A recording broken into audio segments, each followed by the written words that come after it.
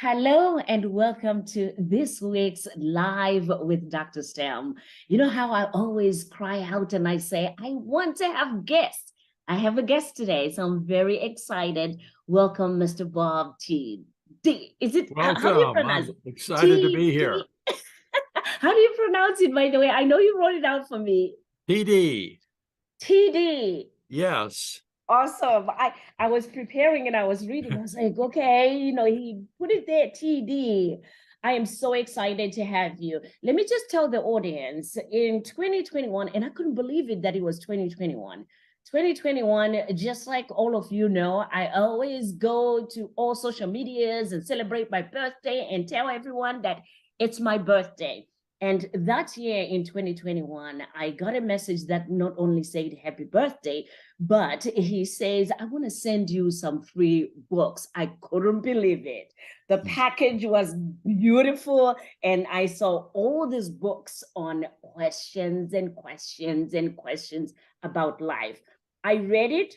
I also did a live myself, just a summary of what impact those questions and learning about the importance of questions not only in our lives but mostly even at work for the leaders, the managers, the employees, why questions are important overall. So I did that and I decided I would invite him, and he was gracious enough to come here today so that we can talk more about questions. And now that's a great question is pretty much what we're going to call this, because he is the premise of the work that Mr. Bob has done has been on now that's a great question.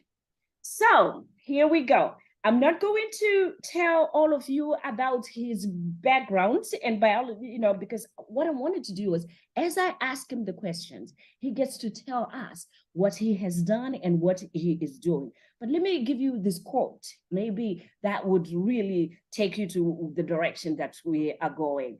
Bob Tiede says, leadership is not as much about knowing the right answers as it is about asking the right questions.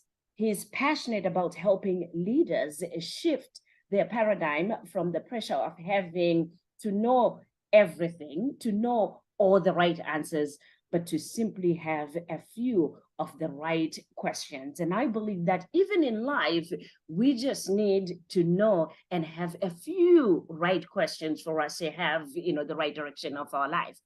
So without further ado, I know that you do leadership development for CRU, CRU. Can you please tell us more about what CRU is, CRU, and also what you do so that we can get to know you better?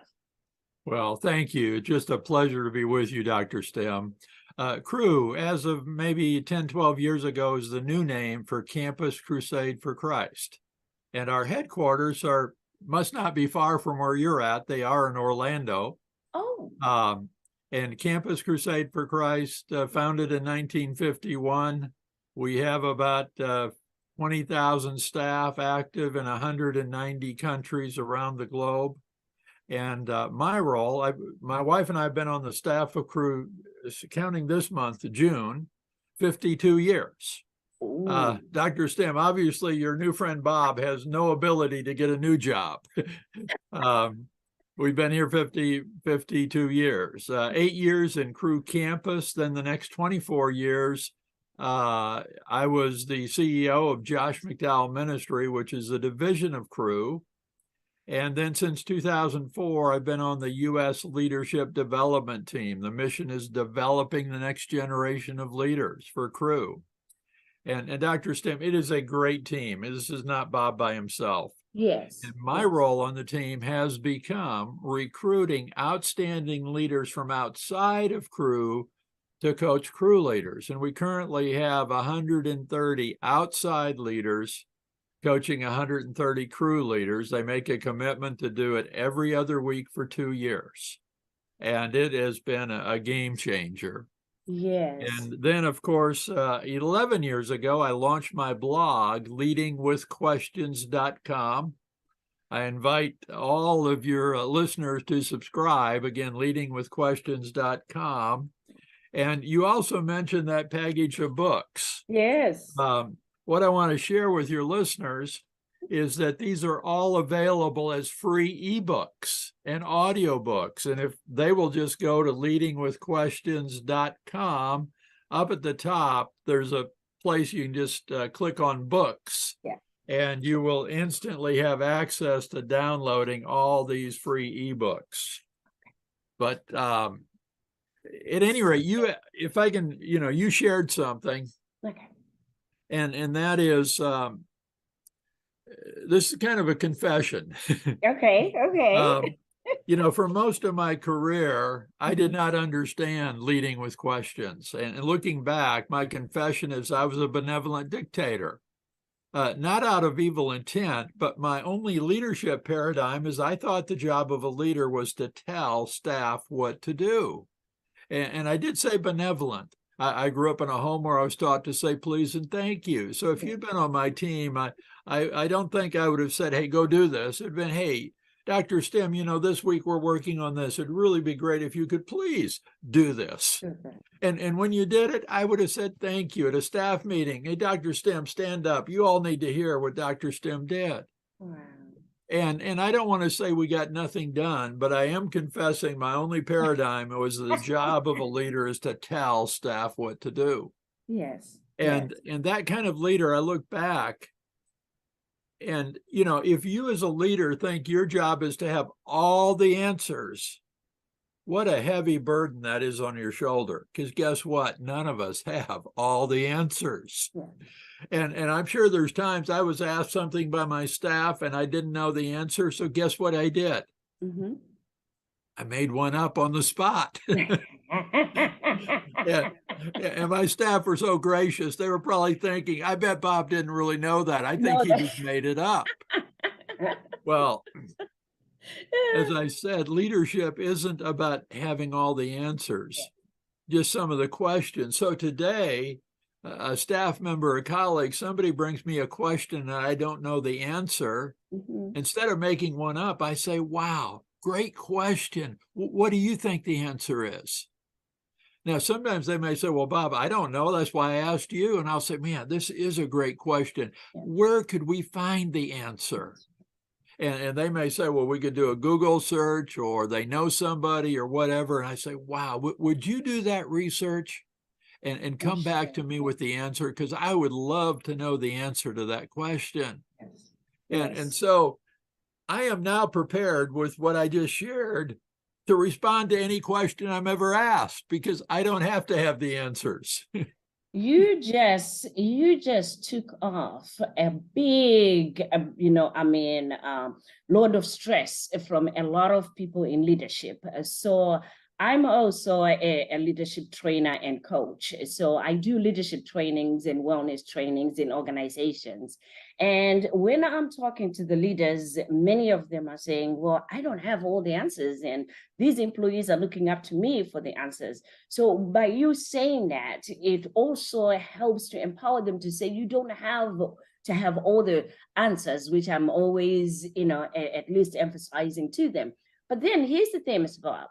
The employees are frustrated that, wait a minute, if Bob is in management and he's my leader and he doesn't have answers and he continues to put it back on me, that's how they say it. He puts it back on me to say, why don't you go and find out the answers and then come back to me? Then there's that frustration that if he doesn't know what he's doing, what is he doing being in the leadership?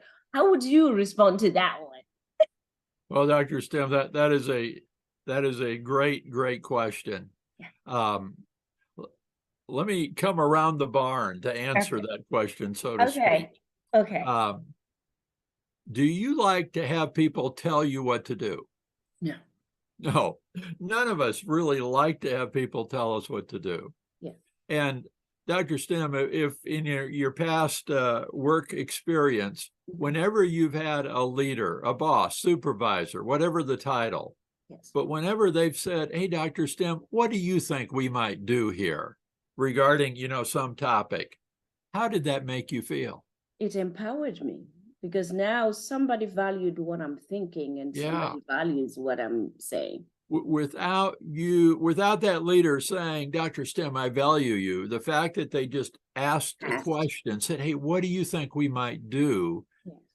That action communicated that they valued you. Yes.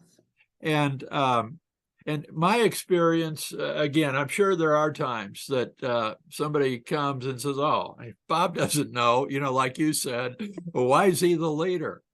But overall, what I find is that when staff feel valued and heard, they actually grow in respect and appreciation for their leader, rather than the other way. But another thing, I say from time to time is that a leader who constantly has all the answers to all the questions, that leader will develop a group of followers. There are times in which certain people would rather be told what to do than to have to think on their own. Yeah. But a leader who leads with questions and turns it around, instead of developing a group of followers, will be developing a group of leaders. And I actually think the goal of leadership is to develop more leaders, not more followers. You're right. And so you're right. Your question absolutely has value, but I think the benefits outweigh the liabilities. That's very true. Thank you for that answer. Thank you for that answer. So in your book, you share that you can teach anyone to lead with questions in 30 seconds. Can you expand more on that? Oh, I'm so glad you asked this one.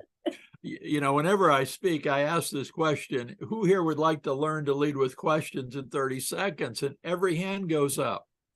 And I say the reason I'm asking is a lot of times I sense from people that they would like to learn to lead with questions, but they imagine they'll have to get a master's degree in questionology, like becoming a brain surgeon. It would be nice to be a brain surgeon and make that kind of money, but it's probably not likely that, we're going to do that. Yeah. So when I offer, you can learn to lead with questions in 30 seconds, everybody puts their hand up. So I always call one person in my audience to come up, stand next to me. Okay. So Dr. Stem, you're that person right now. Okay.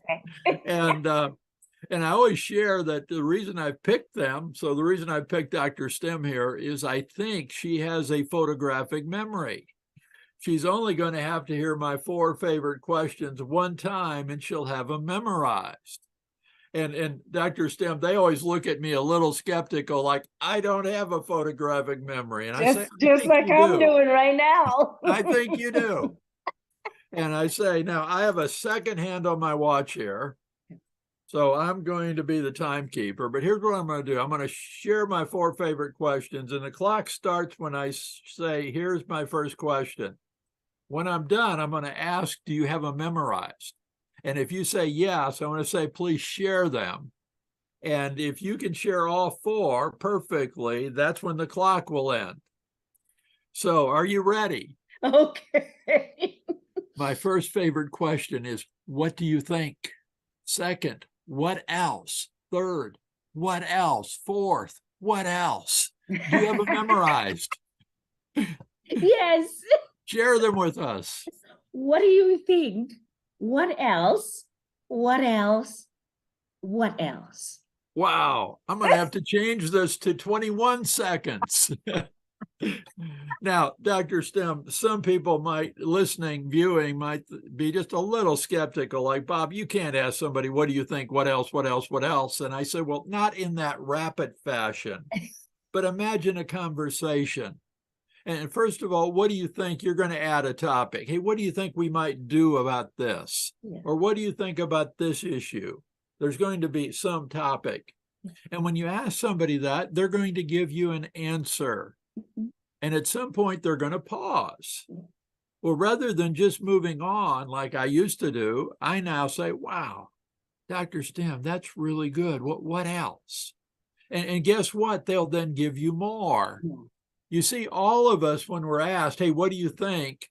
And we do this instinctively. It's not that we think it through, but instinctively, we roll out that first answer, a safe answer, to see how did they receive it. So if I ask Dr. Stem, hey, what do you think about? And she gives me that first answer, and I said, well, that's dumb. Everyone knows that. Well, you're sorry you answered. And next time I ask, I'll get nothing. But when I say, wow, that's really good, what else? Well, you relax and think, wow, Bob appreciates what I'm sharing, and you'll give me more. Yes. And then, again, you'll pause at some point. Rather than moving on, I might grab a pen and say, I've got to take notes here. Please continue. What else? Or I might use some other versions of what else, like, hey, please say more about that. Yes. And what I've discovered, it's actually the third and fourth question that gets to their gold nugget, their very best thought. Mm-hmm. You know, we've all heard the story of the proverbial gold miner who mined for gold all his life, looking for the gold vein. He finally quits. Somebody comes along later and discovered he was within 6 inches of the gold vein. Well, if you only ask, what do you think? And when they give you that first answer, you move on. You got close to their gold nugget, but you didn't get to it. You get to the gold nugget when you ask the third and fourth question. And then if we can go back, remember the promise of what I asked is, who here would like to learn to lead with questions in 30 seconds? Yes. If anyone listening has been that leader like I was, the benevolent dictator, and always told your staff what to do, just these 4 questions. Imagine your next meeting with a staff member one-on-one, or your whole staff gathered around your conference table. Whatever the issue is, instead of saying, here's what I want you to do, say, hey, what do you think we might do here? And then when they give that first answer, say, wow, that's really good. What else? And what else and what else? With these 4 questions, you will have moved from being a leader who tells to a leader who leads with questions. That is brilliant, brilliant, brilliant. I mean, as I'm listening to you, I'm also in my profession for the mental health counseling, where I do mental health. I'm seeing as well that, many a time, yes, we do listen, but then to pull more out of, the patient so that they can continue, talking about what's on their heart, that, kind of leading questions, can also help in there so that, they can feel like they can tell more and talk more about what's going on with them. So brilliant. I was scared and I thought, oh, I'm not going to remember. Oh, Dr. Stem, I often share, I'm a farm boy. I grew up on a farm in South Dakota, and I always say, you've got to keep it simple for me. Yes. And one of the things I love about leading with questions is so many of the greatest questions are so simple. Yeah. They're not long, complicated things. It's as simple as, in fact, my favorite question is, hey, what do you think? Yes. And then adding the what else's and tell me more. Oh, wow. And but they're powerful. Yes. Simple but powerful. Yes. Yes. When I first came to this country 36 years ago, guess where I landed? Rapid City, South Dakota. Oh, my goodness. You're a South Dakotan. Yes. So I went to National College, so Mount Rushmore and, all these places. That was my first, look at America. Oh. I was in Rapid City, South Dakota. Fantastic. Well, I grew up on the eastern side of the state, and I think when I was maybe 8 or 9, we made our first trip to the Black Hills. To the Black Hills? Oh, wow. And I said to my parents, this cannot be South Dakota, because in the eastern part, it's just flat. It's farm country, but flat. Yes. Not even many hills. And you go there and it's so beautiful. It's beautiful, beautiful. So I have to make sure that it's 36 years now. So I need to go back there and, take a look again, see what I remember. So how can our listeners get, your books again, you said? Well, again, if they'll simply go to Leading with Questions, just run that together, leadingwithquestions.com, that'll take him to my blog. And of course, I invite your viewers to subscribe. Subscribing is free. You'll join leaders from 190 countries. Mhm. And if you cursor down near the bottom right corner is a place just to enter your email address and hit subscribe. And then every Monday and Thursday morning into your inbox will come what I call turnkey ready questions that you can turn around to ask colleagues or staff or friends, family, clients, prospects. And then at the top, you will also see the word books. If you click on books, it'll take you and you'll then be able to have access to, here was my first book, Great Leaders Ask Questions. And my second was 339 Questions Jesus Asked. Now, I actually didn't write this. Matthew, Mark, Luke, and John wrote it. And if you look carefully, it says compiled by. Right. Yes. And then my next book was Now That's a Great Question. Yep. And then, I love quotes. And this here is the little book of big leading with question quotes. And then the newest book is 262 Questions Paul the Apostle of Christ asked. Yes. And those are all free, and they're also available in multiple languages. Okay. So if anyone listening, if their first or preferred language is Spanish or Portuguese or French or Polish, or I'm trying to think of the others, Urdu, which is the language of Iran. They're all available as free Leading with Question books. You'll see that if you just go to leadingwithquestions.com, click on books, and you'll have instant access to all the ebooks, and several of them are also available as audiobooks in the various languages. Okay. Why are they free? I wanted to ask that. Well, I think for two reasons. First of all is my salary is taken care of by Crew. Yeah. And second, I actually have way more joy giving things away. And really, my goal is to help leaders become more effective by moving from being like I was, leading by telling, to leading with questions. Yeah. And so whenever I get an email, a text, or I have a conversation where somebody shares, Bob, what you've done here with either a book or your blog has changed my leadership forever. Yes. It's like that MasterCard commercial, where they add up all the money, but then they say the value is priceless. Mm-hmm. Well, those kind of responses to know that you've changed a leader, and this is not original with me, but I love this quote: when a leader gets better, everybody wins. And so you're not only helping that leader be more effective, but you're helping the staff that they lead, they're led better. Yes. And all of that is what really motivates me.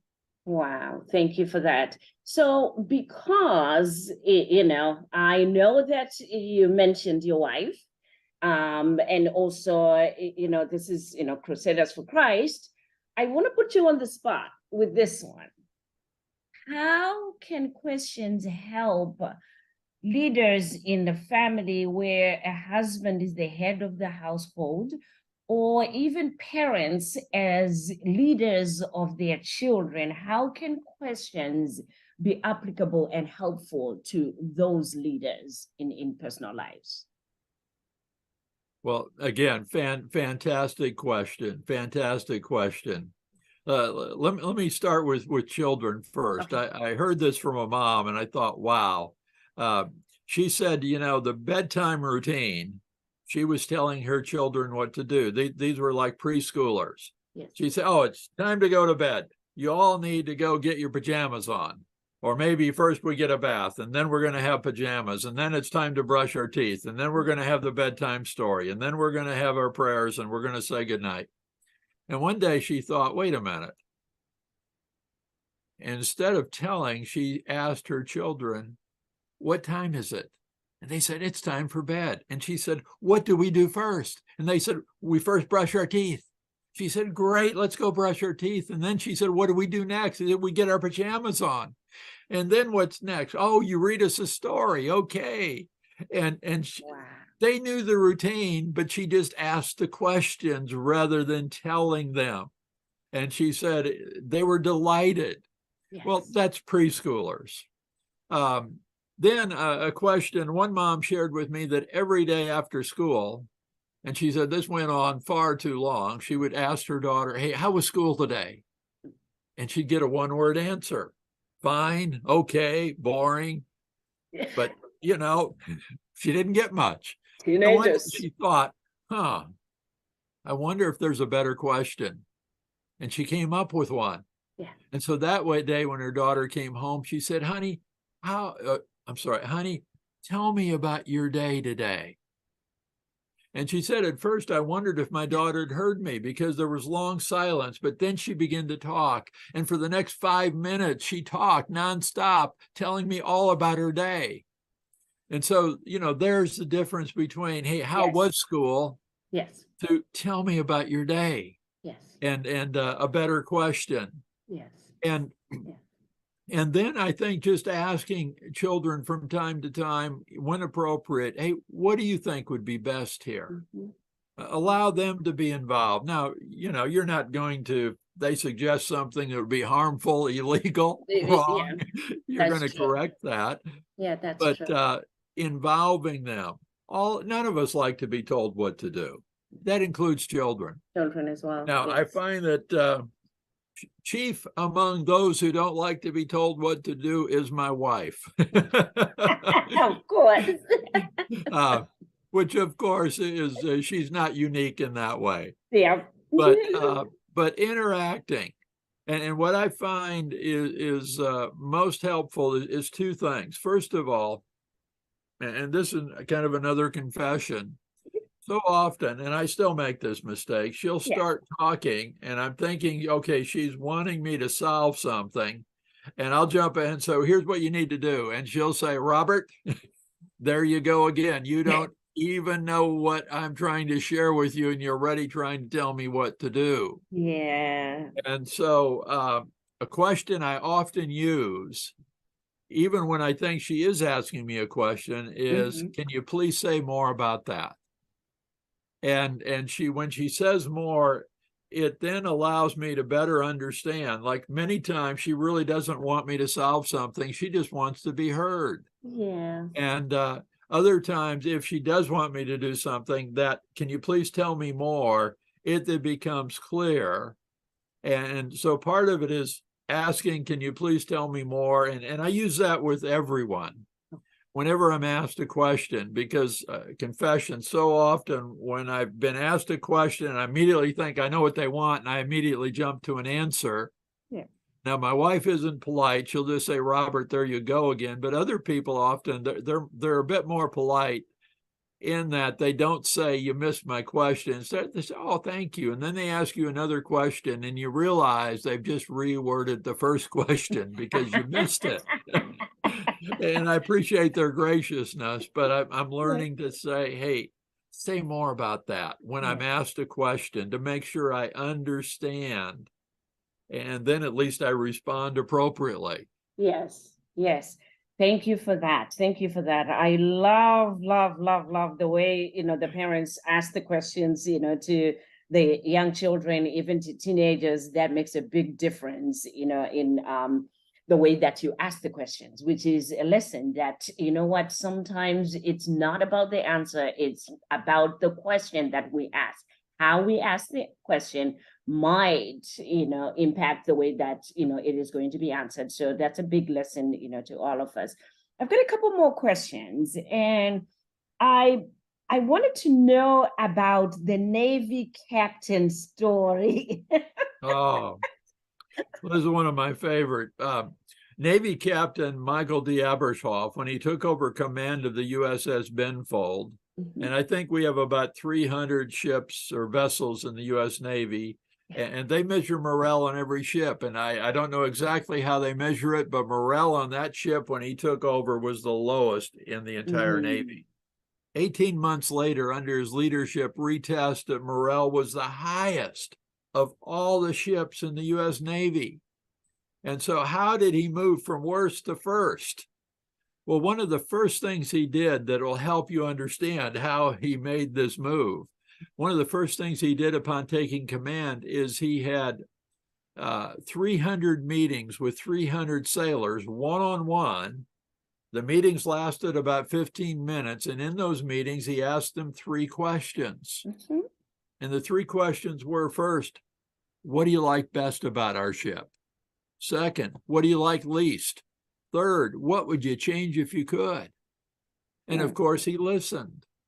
Now, at the end of the first day, he might have only had time to meet with 10 or 15 sailors. I mean, he had a whole bunch more meetings to go, but there was a buzz on the ship. The new captain's different. He actually is asking us for input. And then it didn't take long. Now, he did not promise to make every change he heard, but it didn't take long. And he's thinking to himself, what do you mean we're not doing? We're going to fix that. But when he announced the changes, guess who he gave credit to for the ideas? The employees, the sailors. The sailors. Yes. Imagine you're an entry-level sailor. You've had one of these meetings, and later the captain in front of the whole ship says, want to thank Sailor Dr. Stem for a brilliant idea. Yes. We're going to implement this. Thank you, sailor. And you think, wow. Well, if you just hear how he started, and he did more great things, but it's like, wow. Yes. And again, Dr. Stem, I bet you have those 3 questions memorized now upon hearing them one time. What do you like best about, you could use this about your company. What do you like best about our company? What do you like least? What would you change if you could? You're part of an organization, even a committee. Hey, what do you like best about our committee? What do you like least? What would you change if you could? Yes. And these will work. You can ask your children, what do you like best about our family? What do you like least? What would I was thinking the same thing. Even for life, what do you like about your life? And what would you change if you could? And what's the first thing that you would do to make that change? I think that's applicable as well. Yeah, brilliant. Yes. Well, one last question. That was a great answer. Thank you for that. So you have a chapter on how to say no. And it's one of those things that a lot of people struggle with saying no. And I think for all of us, we would want to improve on our ability to say no. But how can we do that? Well, again, thank you. Most of us, when we're asked to do something, we have kind of, we're people pleasers. We have this kind of instant, yes, I'll do that. Yeah. And sometimes even as we hear our yes, I'll do that coming out of our mouth, we're thinking inside our head, why did I say yes? I already have way too much on my plate. And so, but I've also found the solution is not just say no. For those of us who are people pleasing and have an instant yes, if I said just say no, that wouldn't work. Yeah. But what I suggest is, here are 2 questions to ask before you make the decision. Now, you've already heard the first question, but somebody comes and says, hey, Dr. Stem, would you be willing to do such and such? Say, wow, please tell me more about that. And they always will. Now, as you hear more details, you get a better understanding of what the request is. Now, sometimes you discover, oh, it's really simple. They're just asking, could I hand them something I've already done? Sure, be happy to do that. Other times you begin to realize it would take a week or hours. Yeah. But you ask that question. And then second question, after they've told you more, is Dr. Stem, could I please have, and it could be an hour, a day, a week, depending on the request, but let's just say, could I please have a day to give your request the careful consideration it deserves? And I've never had anyone say no to either one of those questions. Like, hey, can you please tell me more? No, they're happy to tell you more. Yes. When you say, hey, could I please have a day to give your request the careful consideration it deserves, again, you're honoring their request, you're affirming it. Yes. And then when you have that day, hour, day, week, depending on it, it actually gives you time to make a careful decision. Now, you still can say yes to anything you want to do, but if you have the inclination that I better say no to this, then you have time to craft what I would call a diplomatic response, in which you might say, well, Dr. Stem, please know I'm honored by your request. I've given it careful consideration. And if there's anyone I would love to say yes to, it would be you. But when I've looked at all the other things on my plate, I realized I'd have to renege on another commitment in order to do this for you. And so with regret, I'm going to have to say no this time, but please feel free to come again. At any rate, crafting that careful diplomatic response may not be something that just flows out of your mouth. Yes. But with that day of time, hour of time, you then have time to craft that in a way, again, that affirms your friend, the one who asked, that their request was valuable, honoring, those kind of things. But at any rate, that's how I respond now when I'm asked a request. And remember, you still can say yes to all the things you actually want to say yes to, but it gives you time to make thoughtful decisions. Thank you for that. So what you're saying is it's okay to buy time before you say no. And also it's okay to say no right away. And then for the people that are on the receiving side that, after hearing this conversation that we've had today, that you're not, expecting someone to have, more time to consider it or respond at the same time. I'm hearing that, you know what, a no is a no at the end of the day. But if you're going to be, considerate, it's okay to ask for that, careful time so that you can give it a better consideration. I don't know how that's going to work in marriages, because then what I learned from the Bible is you don't go to sleep, with hanging answer, waiting for the answer. So I don't know how that's going to work in a marriage. Honey, just give me the night. Let's go to sleep. I'll sleep over it and tell you tomorrow. Ooh, I don't know. That's a great point. A great point. Right. But then, from what you're saying, right, I think it's how it's said. Because then honey, you know what? Right now I have a headache. It's been a long day. Do you mind if I get back, or we can talk more about it tomorrow? I promise you, I'm going to give it more time and we can talk about it. That's different. Even if you were fuming, if you were at 80, it's easy to come way back down and say, Yeah. okay, rather than go to 100. Well, and it depends on the question. If my wife says, hey, could you go to the store and get us some milk? The response of, hey, can I think about that overnight, doesn't work. It's not going to work.